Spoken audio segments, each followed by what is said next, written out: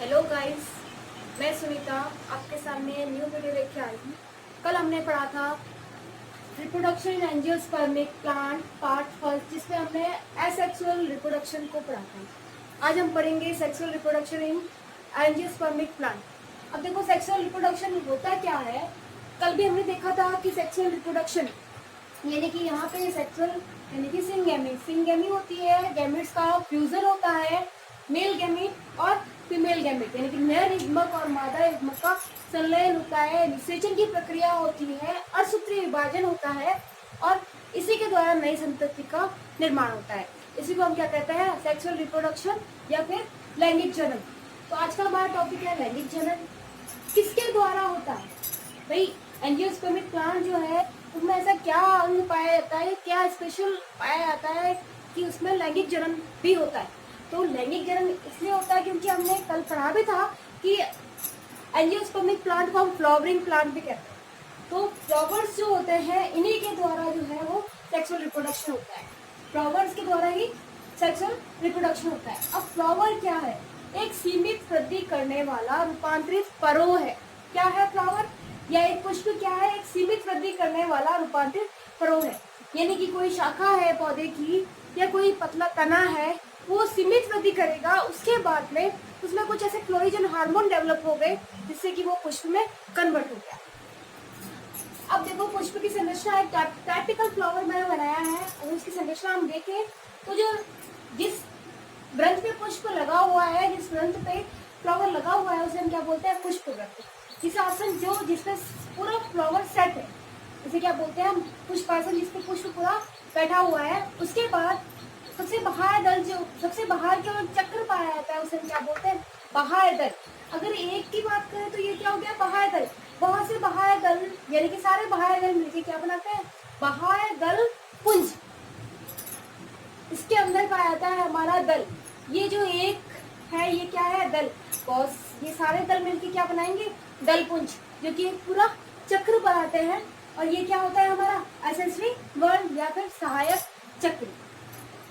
बाह्य दल का फंक्शन ये होता है कि जब ये सारे पादप के अंदर वाले भाग पूरी तरह से मैच्योर नहीं हुए हैं तो बाह्य दल उसको कवर करने का काम करता है। जैसे कि हम पुष्प में कली को हम देखते हैं तो बाह्य दल क्या होता है? सबसे पहले जब कली होती है तो वो ग्रीन कलर की होती है, वो बाह्य दल ही होता है।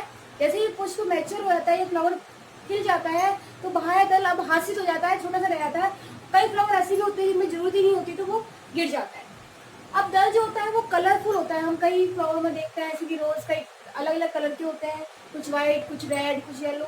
वो कलर के इसलिए होते हैं क्योंकि इसमें एक तो पिगमेंट पाया जाता है कलर के लिए। नेक्स्ट ये होता है कि कलर इसलिए भी होता है कि जो कीटों को आकर्षित करे।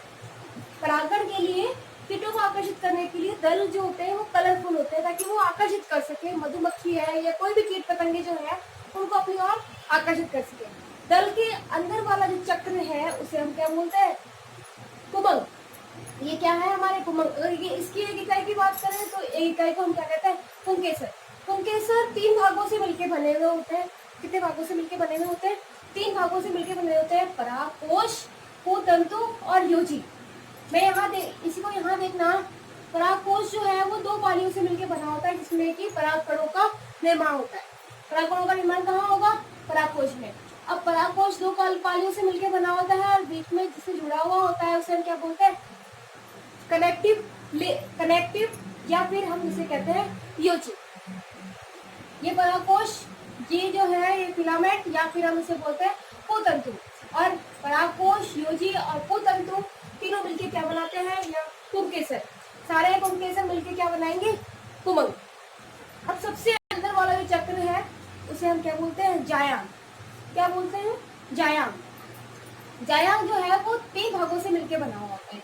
वर्तिकाग्र जो सबसे ऊपर वाला भाग होता है, टोपीनुमा संरचना होती है, किसी में गोल होती है, किसी में फ्लैट डिस्क शेप होती है, जिसे हम क्या बोलते हैं? वर्तिकाग्र। वर्तिकाग्र थोड़ी सी चिपचिपी सी होती है ताकि वो जैसे ही परागकण उसके ऊपर आए तो वो उसको चिपका ले, या कोई भी कीट परागकण को लेके आए तो उस पर चिपक जाए।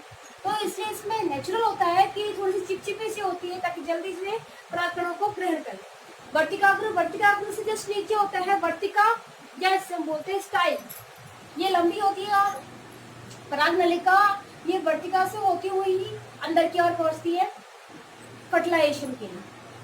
अंडाशय जो सबसे अंदर वाला भाग जो है जिसमें अंडाणु का निर्माण होता है, अंडाणु होते हैं जो यहाँ दिख रहा है आपको, कुछ में ऊर्ध्ववर्ती होता है, कुछ में नीचे की तरफ सेट होता है। तो 3 भागों से मिलकर बना होता है हमारा अंडक। वर्तिकाग्र, वर्तिका और अंडाशय तीनों मिलकर क्या बनाते हैं? अंडक। और अंडक जो है वो जायांग की क्या है? एक इकाई। ये हमारा फ्लावर हो गया। अब वापस से अगर हम इसके चक्रों की बात करें तो फ्लावर में कितने चक्र होते हैं? 4 चक्र होते हैं। बाह्य दलपुंज, दलपुंज, पुंबग और जायांग। अगर कोई सा भी एक चक्र इस फ्लावर में या किसी भी फ्लावर में एब्सेंट होता है तो हम उसे क्या कहते हैं? अपूर्ण पुष्प। सारे चक्र अगर प्रेजेंट होते हैं तो ऐसे फ्लावर को हम क्या कहते हैं? कंप्लीट फ्लावर या पूर्ण पुष्प। जैसे कि देखो इधर बाह्य दलपुंज और दलपुंज मिलके क्या बनाते हैं? सहायक चक्र। सहायक चक्र हमने इसलिए कहा क्योंकि ये रिप्रोडक्शन में पार्टिसिपेट नहीं करते, ये केवल सहायक होते हैं। नेक्स्ट है हमारा पुंबग और जायांग। ये जननशील चक्र या आवश्यक चक्र इसलिए कहते हैं क्योंकि ये फ्लावर के लिए रिप्रोडक्शन के लिए आवश्यक होता है और जनन के लिए जनन पार्टिसिपेट करते हैं। क्यों? क्योंकि ये नर युग्मक पुंबग और मादा युग्मक दोनों का निर्माण होता है इसमें, इसलिए इसे रिप्रोडक्टिव बल्ब भी कहते हैं या फिर जननशील चक्र भी कहते हैं या फिर असेंशियल बल्ब भी कहते हैं।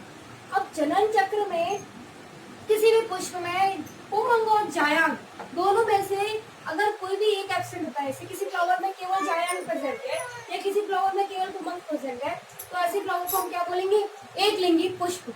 यदि किसी फ्लावर में दोनों ही तरह के पुंबग और जायांग, जैसे कि हमारा धतूरा ऐसा फ्लावर है जिसमें दोनों ही होते हैं, ऐसे पपीता जिसमें केवल एक पाया जाता है, एक लिंगी पाया जाता है, एक लिंगी पुष्प होता है, तो उसे ऐसे फ्लावर को हम क्या बोलते हैं? एक लिंगी पुष्प कहते हैं। तो द्विलिंगी पुष्प का ऐसे एग्जाम्पल है धतूरा। तो द्विलिंगी पुष्प इसलिए कहा क्योंकि दोनों ही गैमेट्स, पुंकेसर भी पाया जाता है, अंडक भी पाया जाता है, या फिर हम कहते हैं कि पुंबग भी पाया जाती है और जायांग भी पाई जाती है, तो ऐसे फ्लावर को हम क्या कहते हैं? द्विलिंगी पुष्प। यदि दोनों में से कोई भी एक लिंगी पाया जाता है तो ऐसे फ्लावर को या ऐसे पादप को हम क्या कहेंगे? एक लिंगी पादप, या ऐसे फ्लावर को हम कहेंगे एक लिंगी पुष्प। आज का हमारा टॉपिक कंप्लीट हुआ और इसी के साथ ही हमारा लेसन फर्स्ट जो था रिप्रोडक्शन एंजियोस्पर्मिक प्लांट वो भी कंप्लीट हो चुका है। इससे रिलेटेड कोई भी क्वेश्चन हो या फिर कोई भी प्रॉब्लम हो तो मुझे कमेंट बॉक्स में कमेंट करके पूछ सकते हैं। Thank you.